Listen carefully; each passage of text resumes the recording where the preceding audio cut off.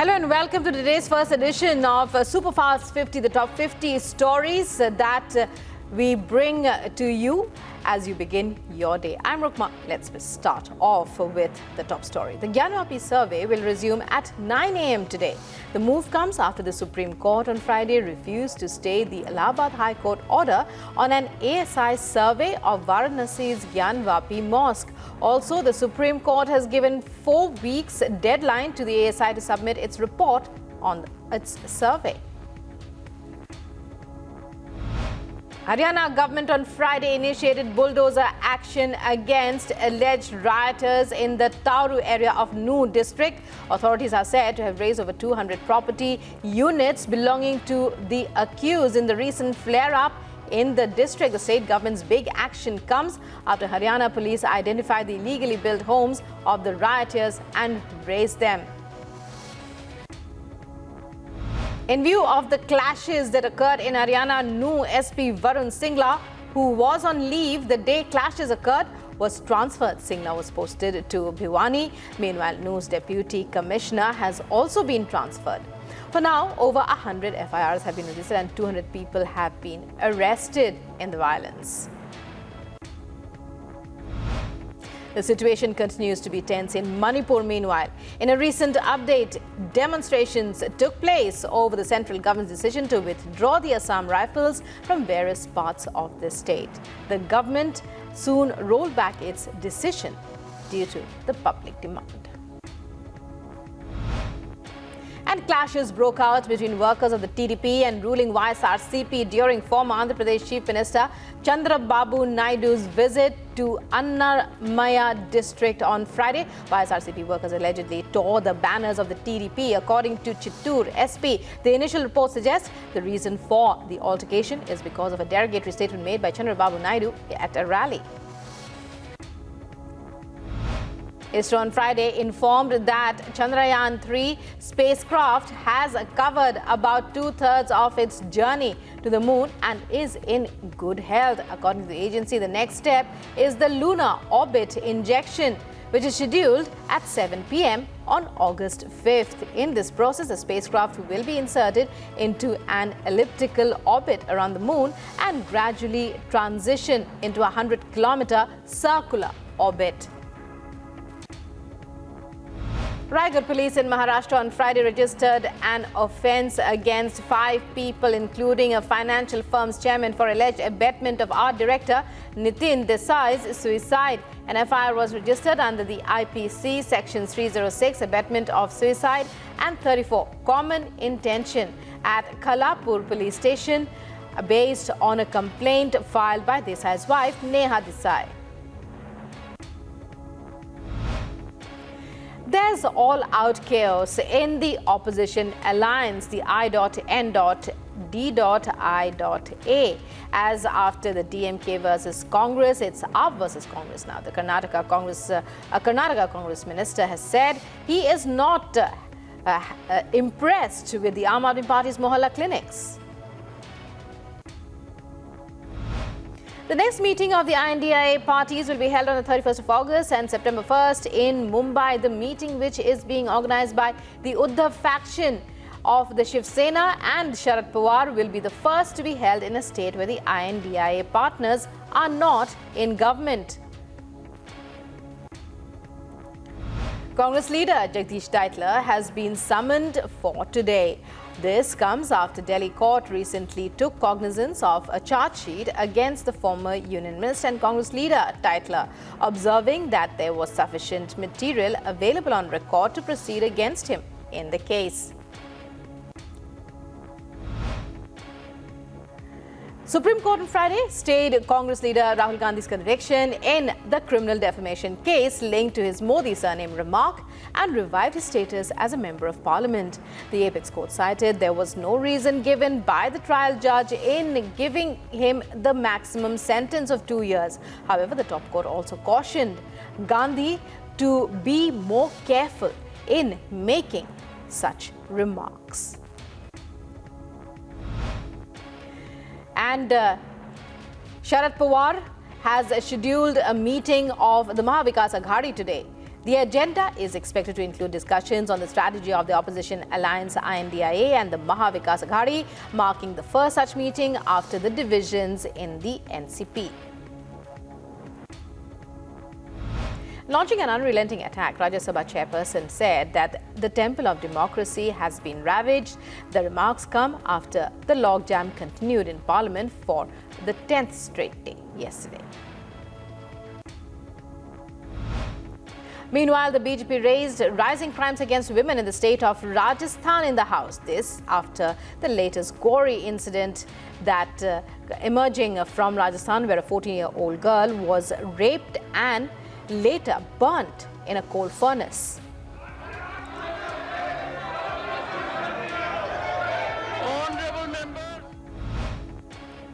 The BJP on its part is demanding a discussion on rising atrocities against women in Rajasthan. In the House, Congress President and Leader of Opposition Mallikarjun Kharge meanwhile asked the BJP to raise the Rajasthan issue in the Rajasthan Assembly. Rajasthan के बारे में, छत्तीसगढ़ के बारे में, महाराष्ट्र के बारे में बोलने का ये सदन नहीं है। उनके मेंबर्स को बोलिए, वो ताकतवर है तो आप बोलिए, उसका रिप्लाई चीफ मिनिस्टर देते हैं। लेकिन मेरा सवाल ये है, मैं 267 पे जो मुद्दा उठाया हूँ, उसको रीजन भी दिया हूँ। अरे वो आज समर्थ है हमारे लोग, आपके लोगों को बोलो, तुमको रिप्लाई देने के लिए समर्थ है। And in the midst of all the chaos caused by both the opposition and by the Treasury benches as well, Rajya Sabha chairperson Jagdeep Dhankar adjourned the upper house till the 7th of August. At least over 3 army soldiers received gunshot injuries during an encounter between a group of terrorists and security forces in the Halan forest area in J&K's Kulgam on Friday. The army jawans are undergoing treatment as of now. A big sinister plot was foiled by the UP ATS, wherein a Muradabad resident was arrested over alleged links with banned terror group Hizbul Mujahideen. As per the ATS, the accused Ahmed Raza was in touch with one Firdaus, who is a handler for Hizbul, and that Ahmed was motivated by Firdaus, and he was planning to go to Pakistan and Afghanistan to get terrorist commando training and commit terror activities in India. On Pakistani national Seema Haider allegedly being set to get an election ticket somehow, Ramdas Athawale, President, Republican Party of India and Union Minister, has said there is no question of including her in our party. ना पूछ कर उन्होंने मतलब ये statement दे दिया है तो सीमा हैदर को पार्टी में लेने का कुछ मतलब नहीं है और जब नागरिकता मिलेगी तब नागरिकता का विषय तो अलग विषय है लेकिन उनको पार्टी में हम बिल्कुल नहीं लेंगे. President Draupadi Murmu will visit Tamil Nadu and Puducherry from beginning today till the 8th of August. Today, the President will visit the Madumalai Tiger Reserve and interact with mahouts and cavities of Tamil Nadu. A group of NCC cadets were beaten with sticks and forced to sit face down in muddy waters at a college in, as you see in these visuals, a video captured by a fellow student shows a physical training session at the Joshi Berekar College in Thane on a rainy day. The senior delivering the flogging has since been suspended. Delhi police have filed charge sheet under Section 302 IPC against 6 accused in the Tillu Tajpuria murder case. Court has listed the matter for the 17th of August for further hearing. Acting on specific intelligence, a small team of Srinagar police at a checkpoint established Harnabal Natipura arrested 3 terrorist associates linked with proscribed terror outfit TRF. They have been identified as Imran Ahmed Najjar, Wasim Ahmed and Wakil Ahmed Bhatt. A youth opened fire on a shop owner in broad daylight in Madhya Pradesh's Sagar district. According to police, the incident took place near Moti Nagar police station limits in the district on Thursday. CCTV video of the incident has also come to light, which went viral on social media. As many as 199 rain-related deaths have been reported and 31 are missing in Himachal Pradesh since the past 41 days since the monsoons began. 57 deaths caused by landslides and flash floods, 142 attributed to traffic accidents. Heavy monsoon rains in several parts of Punjab and Haryana have led to massive waterlogging in low-lying areas, leading authorities to swing into action in the worst-hit places. IMD has predicted heavy rains in the city till the 8th of August. Torrential rains have crippled life in Odisha, causing landslides and waterlogging in several parts. Now, the Mahanadi River was seen overflowing into Odisha's Khattar due to heavy downpour. Nearly a dozen reported missing after 2 shops collapsed in a landslide caused by torrential rains in Uttarakhand's Rudraprayag district. A search operation is underway to trace those who are missing.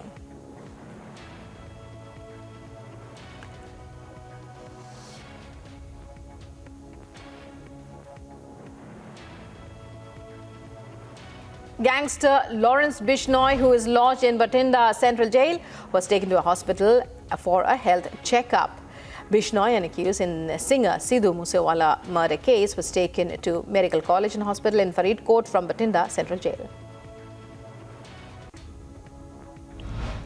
The External Affairs Minister met with Foreign Minister of Honduras Enrique Reina in New Delhi yesterday, discussing development challenges in health, energy and digital domains.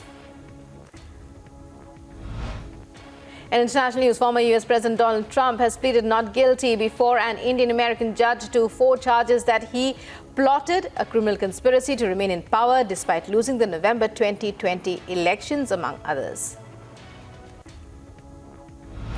US Speaker of the House Kevin McCarthy defended former President Donald Trump. McCarthy was meeting with constituents in Central California on the day that Trump pleaded not guilty to 4 felony counts stemming from his efforts to overturn the results of his 2020 election loss. Seems to me, if you're part of Biden Inc., you got to pay to play, and now you got a federal government that lets you off on it, and everybody else gets treated differently. I just think that's wrong. A Russian court convicted imprisoned opposition leader Alexei Navalny on charges of extremism and sentenced him to 19 years in prison. Navalny was already serving a 9-year term on a variety of charges that he says were politically motivated. Former New Jersey Governor Chris Christie has become the second 2024 Republican presidential hopeful to visit Ukraine, meeting with President Zelensky in Kiev, touring ravaged villages and saying what he saw further impressed to him that the US should continue to help the country and fend off Russia's attack. Niger's new military junta have said they are severing military agreements with France.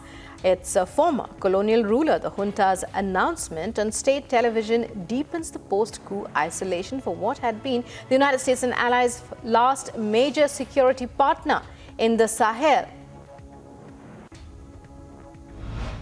A Spanish Air Force aircraft was departing Niger's capital of Niamey, bound for Spain, with an unknown number of evacuees in light of last week's military coup. France, Italy and Spain have each conducted repatriation operations for their citizens and other Europeans from the capital, Niamey. Serbia will ignore US sanctions recently imposed on top Bosnian Serb officials for undermining a 1995 peace agreement that ended a war that left more than 100,000 dead and millions homeless. An explosion has destroyed a house in southern New Jersey and left 2 people dead and 2 children seriously injured. Authorities are still searching for 2 others they believe were inside.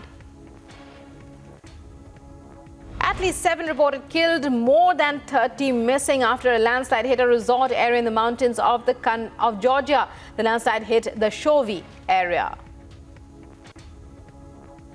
Torrential rains and heavy floods ravaged Slovenia, killing at least 3 people, cutting off roads and bridges, surging into buildings and forcing evacuations.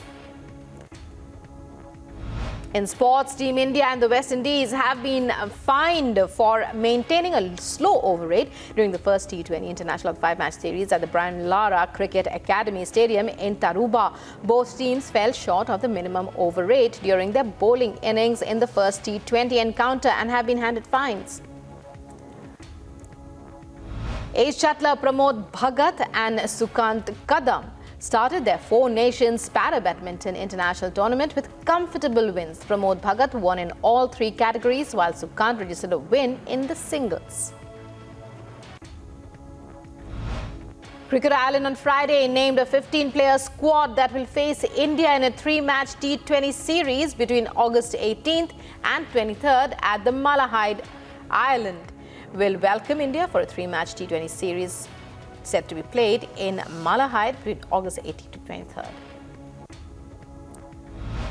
Stefanos Tsitsipas held his nerve to defeat Nicolas Jarry in the Mifel Tennis Open and reached the semi-finals on his debut at the hard-court ATP 250.